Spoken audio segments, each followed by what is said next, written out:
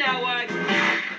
Ang lahat ng ito ay isa palang gimmick. Waiter at waitress daw, muntik na kung magpanik. Mga uniformeng patok sa customer. Para komportable, may nurse at caregiver. Meron pang sundalo, secured ka forever. May electrician din, mawalan man ang power. Hay, nadamay pa ka.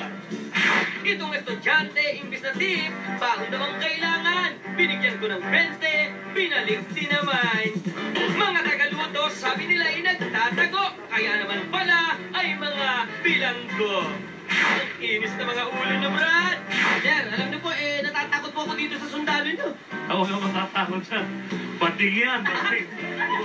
Sa mga kainan, iba't iba ba ng uniforme, mahalaga, masarap ang karne. Sa atin naman pong aksyon sa kasaysayan. July 4, 1776, nang unang ideklara ng Amerika ang kanilang kalayaan laban sa Britanya. Ito nga pong tagasilbing assorted para sa'yo, kapatid, dito lang sa Makata.